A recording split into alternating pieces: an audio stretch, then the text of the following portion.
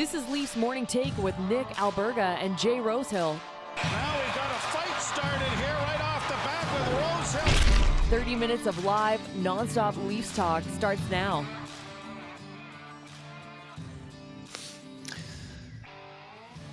Oh yes, we are back in one piece. It's the Monday edition of Leafs Take presented by PointsBet Canada and Montana's Nick Alberga and Jay Rosehill. Rosie, that was the quickest trip of all time. In and out in the city in what, like 18 hours for you and your bro Tyler?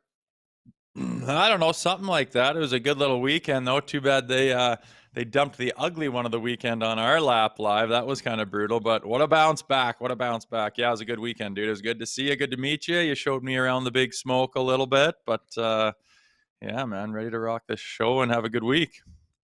Yeah, certainly lots to cover. First and foremost, what will you remember most about your time in the alumni box? There's a picture. Thank you so much to producer Alex. We had a good time, and yeah, a couple goals are scored in that game too. Yeah, for the wrong team, unfortunately. I don't know if we're going to break down that game. I think I better do it. You were like a squirrel in there. I don't know how much hockey you watch, just looking around. Who's that? Who's that? Who that? Who's that?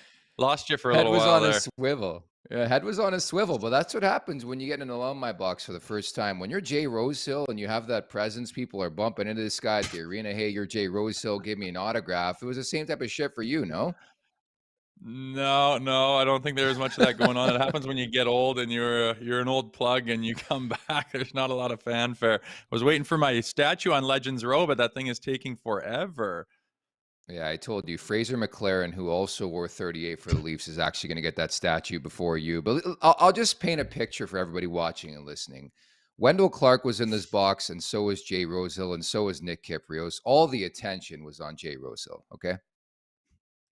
My brother got some calves out of his folks back in Saskatchewan, so he called it a successful trip. That was the highlight of the night. Is Tyler Rosehill just taking up and talking up shop with Wendell Clark there in the alumni. I thought it was so cool, man. Like we had our own bartender, we had some chicken tenders, some great spread. Not to flaunt too much, but like it was a unique perspective to watch a hockey game. And then Claude Giroux, I told you folks on Friday, we talked to G a couple of weeks ago, said, hey, you dominate the Leafs, and he did it again, didn't he? Well, yeah, it was kind of a funny because, I mean, well, that's just how the Maple Leafs do things. Again, another example of how they're just a top shelf class organization. No matter what you think about them, if you're a fan or not, you will not find an organization with more class than the Toronto Maple Leafs.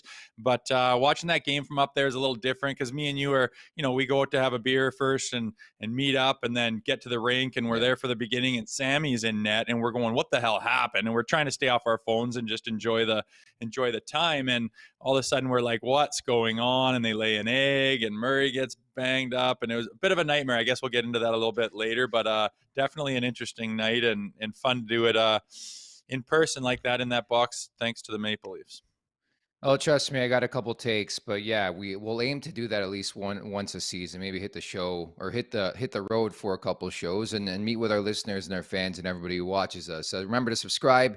Tap that like button, leave us a review wherever you're checking us out, and don't forget to visit theleafsnation.com for the very latest in all things Toronto Maple Leafs. If you caught us last week, we are promoting and endorsing a new YouTube channel that we're going to quietly and softly migrate over to. We've started posting a lot of our clips. You see there the Elliot Friedman interview from last week, my time with Dave Pagnotta, the Leafs Nation 401, the Leafs Nation 401, where you can follow our new YouTube page. And again, this show will be live from that YouTube page, probably in a couple, 3 weeks, 4 weeks from now, but we're slowly starting to migrate over there. So make sure you follow it, the Leafs Nation 401 on YouTube. Thoughts, comments, questions, or concerns, drop us a line in the chat down below here on YouTube, and we'll get to them later on in the show. It feels like it's been like 3,000 hours since Friday. The Matthews news, we talked about that on the show. There's just so much to cover, so let's get over the boards.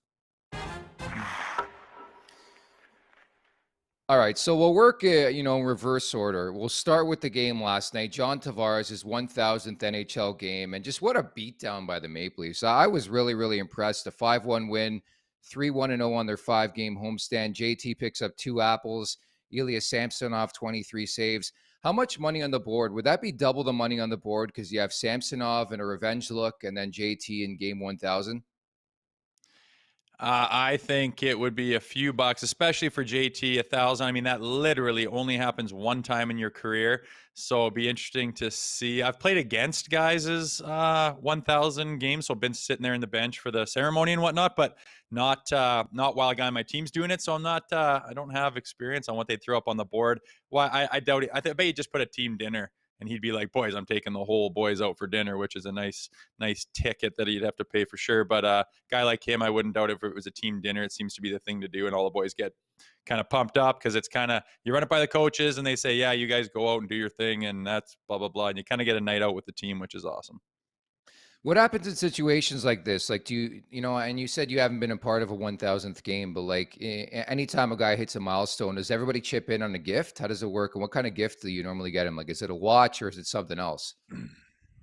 Good question. Yeah, I haven't seen that done. Usually that's like what the organization takes care of. Yeah. Vinny Lecavalier, I used to sit beside him kind of in the street clothes locker room in the game rink, and he'd always have his gold Rolex there, and I'd check it out, and it's from the ownership, and it's got 1000th game on the back and got a little inscription of his whatever, and it's just kind of that gold watch milestone type thing. And kind of whatever you think about that, it is what it is. But usually the ownership will get you something and chip in for it, and the boys are just excited for you. And those sticks that they give you are just like solid, heavy as could be, like something it takes forever to get. I mean, just such a milestone, so hard to do. And the Leafs give his little kids little mini sticks. My kids were watching going, oh, look at the silver mini sticks, and laughing about that. And I've never seen that before. But all in all, just pretty cool when a guy does something that special. And even more so when it's a guy like Johnny T. He just keeps impressing me, man. And then shows up with just another wicked performance. I can't say enough about that guy being the leader of this team. Yeah, yeah, and say what you want about the Maple Leafs, man. They're first class. You played for them, you know. Even our treatment at the alumni box on Friday, like it was first class. I think John Tavares deserves a lot of respect for coming home. Nobody wants to come home. I can't believe he's played 331 games, regular season games as a Maple Leaf already, 669 as a New York Islander. But surprise, surprise, the consummate pro. I used to cover this guy way back in junior. His brief tour with the London Knights before or after being traded from the Oshawa Generals. The guy is just such a professional, and it's continue on into the NHL. And I've been saying this for a while. I think there will come a point in time where I think it could be time to pass over the seat Austin Matthews. But like right now, I think JT is just the perfect leader, perfect captain for this team. Nothing phases the guy. It's pretty crazy. Yeah, he is wicked. And I remember when he got dealt there, and some naysayers saying, why would we want him? And he costs too much, and his best years are behind him and whatnot. And I'm like, if you don't want that guy on your team, then why are you in this business? Because he is just a guy you want for so many different reasons. And he's showing that right now. And I don't know, I only give it maybe 3 more years until when you think of John Tavares, you think of him in a Leafs uniform. I already do right now. I'm a little bit close to it, I realize, but I see him as a Maple Leaf almost more than I do as an Islander. And you think about how much time he spent with them, that's getting kind of crazy. It's pretty wicked. And that this team has put so much stock and pride into their past, especially their past captains. Like I remember when you make the team to start off, there's like little things and pamphlets in your stall that they just want you to read about their past, and especially their captains, and you learn about all that. And I mean, when I was there, we didn't have one for a little while until Dion Phaneuf came in, because they didn't think it was something they just give away easily. And then to think of that line of guys and knowing what you know about their past and their pride of captains, you look at John Tavares and it's like, my God, does he fit the role? He's just unbelievable. And that's just his leadership qualities. And then he's just a chipping in maniac with 2 again last night, and leads the charge on his big night. It's just, he's a guy that you want in your corner. And I think that we're going to have to lean on him in the playoffs. Oh, definitely. And for me, it's still weird. Like I see him out there and I sort of have to pinch myself. Like John Tavares is a Maple Leaf. And maybe it's because I've covered him for so long. And I remember back in his days with Junior and the World Junior team, and he's dominated everywhere he's been, that it's so, surreal for me as somebody who grew up in the area to see somebody actually come home, a legend in these parts, quite frankly, in junior hockey specifically, was a really, really incredible player for the Islanders and chose to play in Toronto, chose to wear the C. And I think, he's just a guy who's just never fazed by anything. And I just think that's the consummate professionalism in him, that nothing bothers him. And I think sometimes teams take on the DNA of their captain. And that's why I think JT is a perfect captain for this team. TJ Brodie returns after missing 10 games with a rib injury. He gets an apple +2, 21-15. Pretty much your standard day at the office for TJ Brodie, man. Like, he's the model of consistency, and it's been, outside the norm, I would say, this season. He's missed 22 games, but I think you look specifically throughout his Maple Leafs career, this guy doesn't miss hockey games, and they're much better for it on the back end when he's in the lineup, right? Yeah, big time. I mean, when he got back in there, you kind of realized how much we missed him, They miss and him. Yeah. our back end all year it seems like it's been a bit of a revolving door. But if we can kind of get those injuries behind us and start to solidify just a 6-man deal where they just get locked in and start to lock in our pairings and start to roll with that, real solid back end into the playoffs, man, I think that's going to be huge. And having Brodie in last night, it's I realized how much we did miss him because he just kind of rounds it out real nice. You don't have that one kind of maybe hole here or there. It just seems to, just solidify the back end. And I mean, number 3 there still scares the hell out of me sometimes. But other than that, I mean, I've been impressed with Sandin. Liljegren has really stepped up. We talked about that last week. Gio is probably my favorite player on the whole bloody team, and Morgan Riley starting to maybe get his wheels going a little bit. So I'm liking the way the D's going this weekend, and a nice little exclamation point by all of them there on Sunday is very nice too. But yeah, we missed Brodie, and imagine we had Muzzin chucked in there too. Oh, it would be a really nice back end. Yeah, we'll see what they do between now and March 3rd, the trade deadline. This shows you Tim's age. Tim York, of course, a frequent listener and writer here on YouTube for our show. I ref JT at Regional Silver Stick in Wasaga many moons ago. So it just shows you everybody's getting old, not just you, Tim, JT, myself, and Rosie. And 12 different Leafs picking up a point in that 5-1 victory. 7 forwards now, Rosie, by the way, with 10 or more goals on the season. Depth is of vast importance, and I think they just have to keep adding to that too, right? Yeah, that's nice. I mean, I really like it when the secondary scoring chips in. I've said it before. I think those are the goals that kind of get you over the hump in playoff games and can get you going back home with a split or whatever the case is in your series. Those big wins are so big, and it seems like the secondary scoring sometimes is what gets guys over the hump.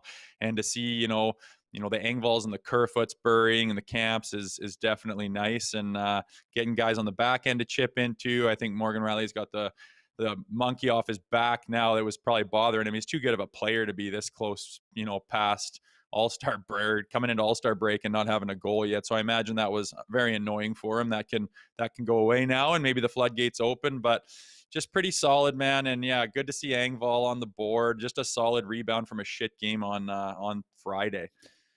You can't help but feel great for Morgan Riley, as you mentioned there. Just it's been a long season with injury and the lack of production offensively. Considering the year he had last year, he was incredible. Signs that big fat contract and just hasn't been the same player this year. To score that goal, like, it's a weight off your shoulders for sure. You saw his reaction when he scored, and I think he was asked 2 days before that, like, are you thinking about this? And he said, obviously, like, hell yeah, you are. Like, I'm sure you've been in that position throughout your career. It just weighs on you on a daily basis. So I think it's a weight off the shoulders, and I wouldn't be shocked if Riley goes on a bit of a run here, Rosie. Yeah, for sure. I mean, you not very often you see a guy's elation on his face, literally. But I Yeah. mean, it was such an obvious thing that he just went. He literally might as well have just said, "Thank God, I've got one," because he's too good for that, and he knows it. And seems to happen a lot when a guy has a career year on a contract year, signs a big extension, and then starts the year, and it's kind of a different mindset for the guy, and you kind of gotta groove out a different mindset, and sometimes it takes guys a little longer to do it. And fans will get on them for being like, "Oh, you punched your ticket, now you can just shut it down." I promise you, they don't like playing with that pressure and scrutiny, and they're not trying to be that way and be lazy or anything. And that's not Morgan Riley's style by any stretch. But a lot of times when guys sign a ticket, they take a while to get their groove back there, and I don't think he's any exception, and he'll be the first to admit it. And he was cool about it, saying, "Yeah, it's on my mind. I'm not lying about it. I'd love to score." The kids at the Easter Seals were asking him, "When you're going to score?" Of course. Yeah. And he said that kind of made it lighthearted in his mind, and he told them he would tonight or tomorrow. And lo and behold, he does. So nice little story there. And I hope he just starts rocking and rolling too and gets the confidence and fire that he can go, because with every weapon this team can get coming down the stretch here is just better and better. I like the team a lot. I can't wait to see what they do at trade deadline. But these guys are starting to find their grooves, at the right times, it seems like. Yeah, and at the very least, we all know Morgan Rielly is a winner off the ice. And if you're a winner off the ice, you're a winner in my books, as we all know. And great to see him get off the schneid there in a 5-1 victory for the Maple Leafs. A rare Sunday night game. Wasn't crazy about the 5 Eastern start time, but so be it. All right, on to Friday, a game again we were in attendance for, a 6-2 win for the Ottawa Senators. It was really close until the second period. Then Ottawa took over. They outscored Toronto 3-1.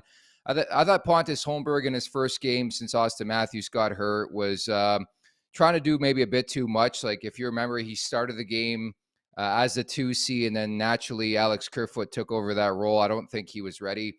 Holmberg took 6 penalty minutes in that game. Samsonov makes 28 saves, thrust into the fire, his first regulation loss on home ice of the season. But what do you remember about that game, Rosie? Because we did have a couple pops there.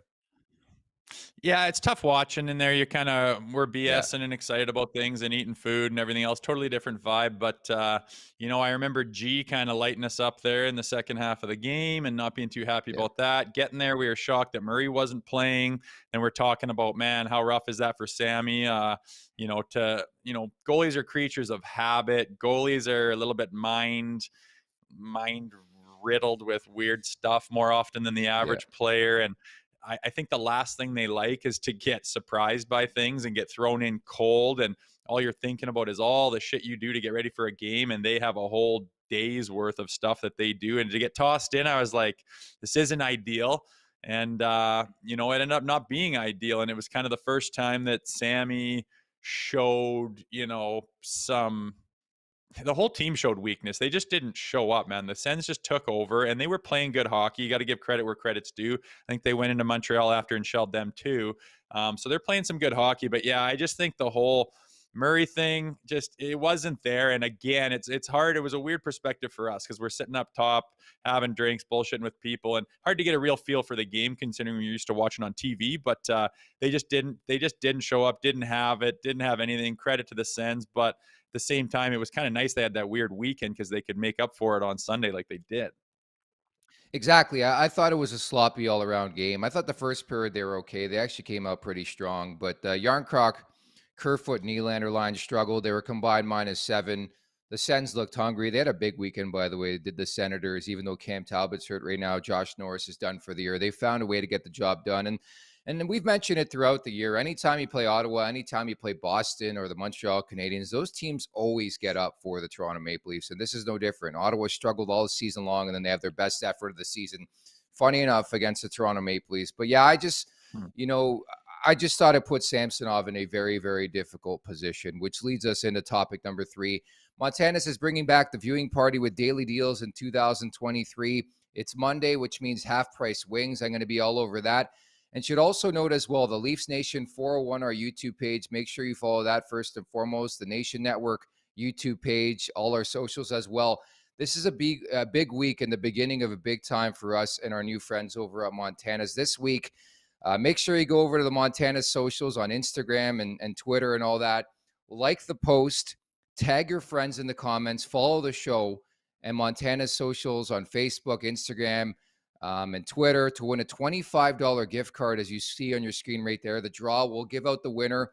We'll mention the winner coming up on Thursday's show. The draw date is February 2nd.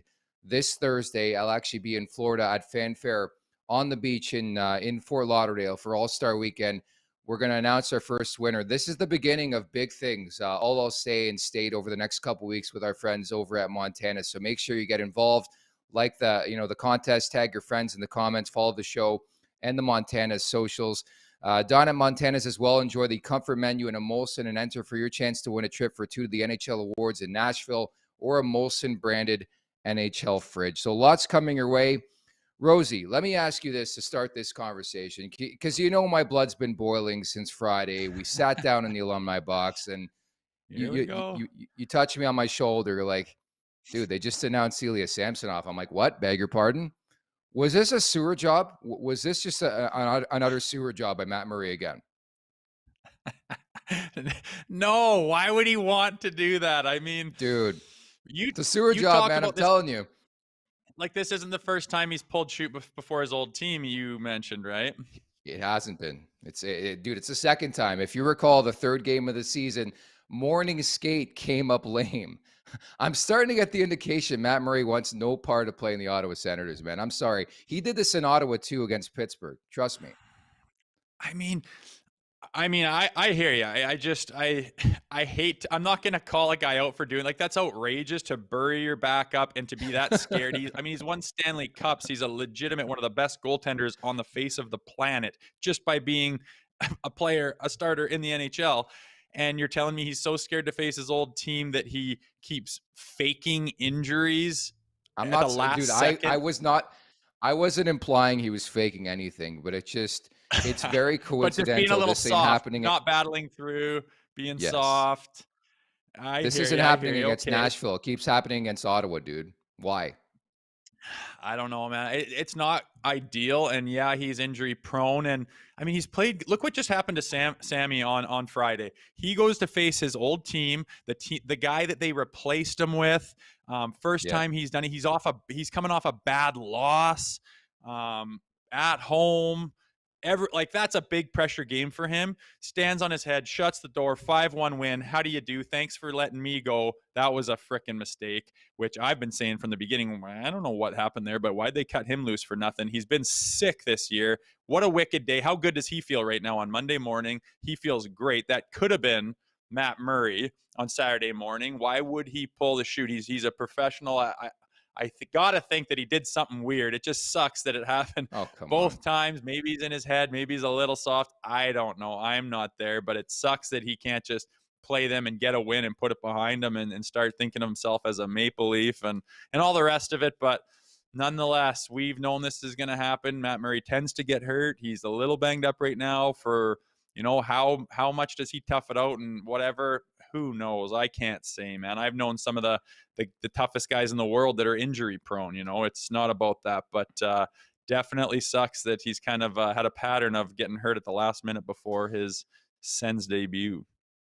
Our guy Ricky on the YouTube chat here. Remember last week he referenced Anne Murray's got a better shot than Matt Murray, and he chimed in today. Like I said before, I'd put Anne Murray in net over Matt. So there's your answer. I don't know, Rosie. I've seen this episode way too many fucking times, and I have waited till now to drop an F-bomb because, man, just my blood was boiling. You were with me at the game. We were already a couple in, and I'm like, here we go again. Where's Matt Murray? He's on the fucking bench, Rosie. So how injured is the guy? If I was injured, I'm not even on the bench. He's in his baseball cap watching the game. So how injured are you is my question, please. You're giving this guy way too much of the benefit of the doubt. Number two, I've covered Matt Murray since day one in Pittsburgh. He's pulled this episode for like 10 years now, man. Like, I'm so over it. I don't care what team he's on. Hey, if you see what you see, and I can't blame you, all I can do is try to talk you off the ledge and maybe pick the positive side of things. But no, I get it, man. But he's been good. He's been playing. He's played so well. I don't see a reason. You're taking I would the love high it road if here. it didn't happen anywhere near the playoffs. Dude, I'm just telling you, you played in this league. I could only wonder, and again, this is not just a Leafs conversation. This happened in Ottawa. This happened in Pittsburgh. Imagine you're a teammate. Imagine you're the battery mate. Ilya Samsonov was not ready. I can speak for Samsonov. He was not ready to start that game on Friday. And lo and behold, the first shot on goal goes in. Like, I just knew right away, and I looked at you. I said, this is not going to be their night. You throw a cold goalie in there after warmups, your ankle flares up. Like, you never see goalies get hurt in warmup or the morning skate. It's happened both things have happened to Matt Murray this season. Is it just sheerly coincidental? Is this guy just injury ravaged? Or does he have that ability to play through stuff, Rosie? How many games in your career did you play 100%? Please indulge me. Yeah, you play banged up. There's no doubt about it. Yeah, not him. One guy's banged up is different than another guy's banged up. And, yeah, I don't know, man. Could he have battled through that? I don't know. He's out for 2 weeks now, right? But I notice a pattern of guys going down. Yeah. Phantom injuries seem to happen around that All-Star break, and the guys are just kind of chomping their lips at an extra.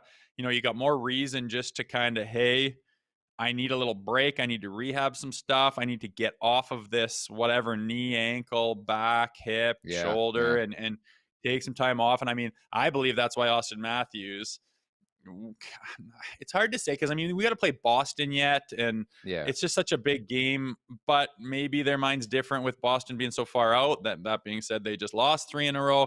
Just hard to say, but I just remember the vibe of around All-Star break, some of the stars who potentially could go to All-Star are just like, I could really use a break. I could really use, some time just to rehab some shit, or even just jump on a plane and go to Nassau, Bahamas for 3 days and just kind of unplug and then come back and be ready. Instead, you got to go and answer a million questions and do media day and put on a cape and do a silly race. And it's like, fuck, some guys don't want to do that, man. So injuries happen around this time of year. I'm not saying anything to do with Matt Murray. I'm not ready to say that it's not a coincidence, dude, but it sucked. Okay. And yeah, Murray and Sammy got thrown in, but you're got to be professional. You get thrown in. That's part of being a goalie. The guy's going to get pulled. The guy's going to get hurt. You got to go in cold, and you got to do better than Sammy did. So take his onus there too, but I'm just glad that he bounced back on Sunday. That's all I can say. And we'll see what happens next time Matt Murray's in the pipes. I think it'll be good. Yeah. You can't forget either, the previous guy who was the number one for this team before Jack Campbell, same type of episode. He was allergic to playoff hockey, didn't want to play in big games, and his name is Freddie Anderson, who got hurt again for the Carolina Hurricanes last week. So it's not just Matt Murray, but man, like, how many times is enough? How many times do we got to apologize for the guy? How many times we got to say, it's okay, he's been great? The best part about that game, that was going to be his 20th appearance of the season, which would have matched his appearances from all of last season. So, like, I don't know, like, I for one would be pumped. I love the revenge game narrative. I would be jacked up. I would be fired up to play my former team. And rest assured, you would get my best game. Ilya Samsonov has played all 3 against the Capitals this season. He's 2-1. I thought he was great yesterday, 23 saves. For some reason, it's just coincidental, I guess, is what we're surmising here, that Matt Murray just can't be present for those games against the Ottawa Senators. It seems that way. Okay, we'll leave it at that. I've tried my best to take it out of Rosie. The lawyer spoke again. He started changing the conversation about Austin Matthews. So we'll leave it at that, because, man, I am more than willing to do an entire show talking about Matt Murray. And this is my concern when they acquired Matt Murray. Just picture it this way. You're getting ready for game 1 of the Stanley Cup playoffs. You're the Leafs. Season's on the line.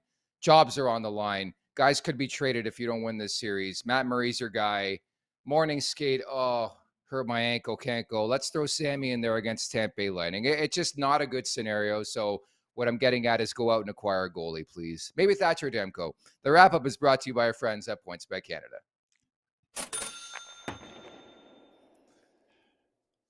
I'm partially kidding, by the way. But no, I'd go get a goalie, because I just don't trust Matt Murray.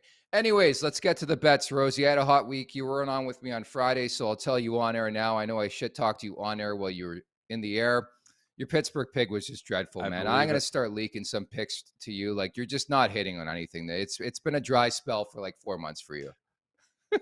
All good picks and all big money winners. So, hey, it's not about quality. It's not about quantity. It's about quality. Yeah. And when we hit that one, there's going to be some fat wallets out there, ladies and gentlemen. Rest assured. Yeah, so I will be calling Rosie's number again. When I do lose again, I'll probably lose this week after I say that. I should talk to you. There's only 6 games in the NHL this week, man. I only bet on the NHL, I'll be honest. Sometimes the NBA, bet on Major League Baseball, but the NHL, as you can tell, is my bread and butter. So there's one game tonight. It's St. Louis visiting the Winnipeg Jets. You see it on your screen there, courtesy pointsbetcanada.ca.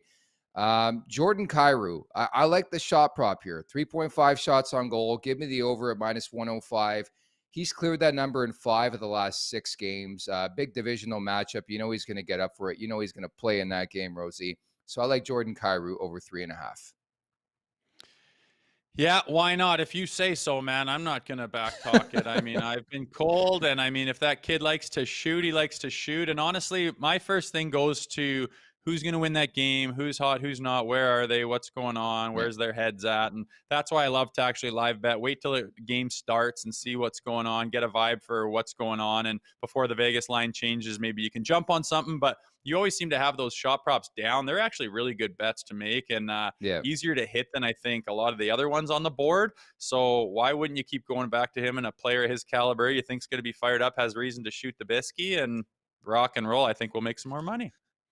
Yes, I like that. So what up to Sean from Timmins writing in the chat? Nick, you must be happy that Riley finally scored a goal. Yes, in fact, I am. I'm happy for Morgan Riley. There's a lot of guys I don't mind being hard on. Riley's not one of them because I just think he's such a consummate pro on and off the ice. He just gives so much to the community, and I think he's a really good player, and I think he's so important to the success of this team. So I want to see Riley pick it up in the second half offensively, scores that goal, and it went right to his legs, I felt. Sean continues to write, Ottawa got a few lucky bounces. Let's not forget the go-ahead goal in the second period, too, was off a leaf. Understandable. And he writes that Samsonov beat his own team twice, or his old team twice, which is very, very factually correct. Ilya Samsonov does play in games against his former teams, Rosie. So, which would say he likes a little bit of pressure. He likes to say F you a little bit. All good things you want in a goaltender, liking that. Yeah, well, it's let me put it this way in your terms. So it's like when you went to Philadelphia, how jacked up were you to play the Toronto Maple Leafs? Oh, I don't know. I just remember like scoring the game winner and fighting Colton Orr and getting third star. But I mean, who's remembering any of that? That's all I'm saying. Well, Matt Murray's not remembering any of that because Matt Murray doesn't have any highlights against his former teams because he doesn't play them. So. Okay, Rosie, we'll leave it at that. I've been fired up for like 72 hours. We had a big weekend, a big night on Friday. I was a little fired up. And Tim writes in Joseph Woll in net against Boston. Are they saying that, or is Tim just writing that? That's another thing to watch. I have that in my notes. I think Tim just wants to see that, but you're going with Sammy in that game. It's a big game. But I will bring up Joseph Woll, 12-1-0, 2.46, 928, third rounder in 2016. And assuming Matt Murray is going to miss some time, because, again, it is Matt Murray. They said they'd give us a timeline after the All-Star break. So that's like 9 days. We'll include in the bye week, too. So we'll find out more next week is what we're telling you. But Joseph Woll, I think, deserves a bit of a look. And not for anything, but the future looks bright for this guy. He's in year one of a 3-year contract, I believe. And he's looked pretty good in 4 appearances in the NHL. Had a good AHL campaign. And at some point in time, I think will be the moment where you throw Woll into the conversation here. Yeah, I mean, I don't mind chucking a kid in for a game with some banged up bodies right before the All-Star break. But what I don't like is against the Boston Bruins. I want to put it's not happening.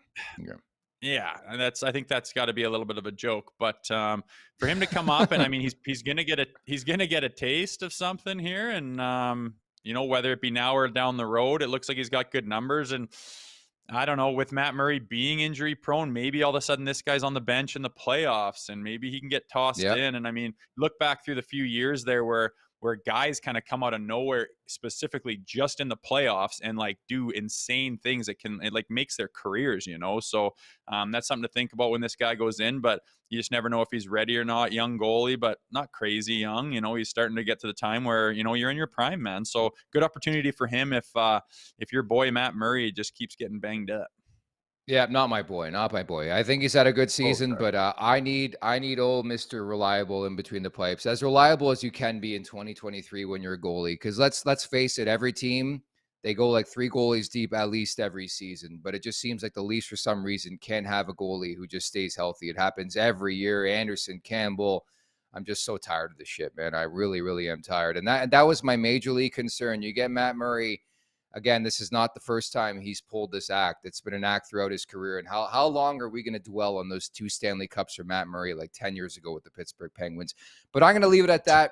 I'm going to come back with a more positive attitude tomorrow. I'm going to be feeling great about Matt Murray. Hopefully we get a couple of, tidbits on Matt Murray that he's okay. He's iced the ankle up and he's good to go. And next time they play Ottawa, if I see Matt Murray in there, I'll apologize on this show, okay? All right, let's circle that on the calendar. I would love to see. They're going to go back and chuck him in and say, "Listen, you donkey, you're playing these fucking guys." Dude, he's gonna pull some fucking Houdini act again. I'm telling you right now, man. The guy ain't playing. He ain't playing the Ottawa Senators this year. All right, we'll see. Let's focus on Sammy. Okay, yeah. Okay, so we're looking forward to Wednesday. Rosie's not going to be here tomorrow, so we're going to have your 3 hits with Rosie coming up tomorrow, and you're going to tee up what's coming up here over the All-Star break, and you'll be back on Wednesday to tee up the Bruins game, right? You betcha. We'll see you then, buddy. Okay, buddy. Take care. That's Jay Rosehill. I'm Nick Alberga. Take care, everybody.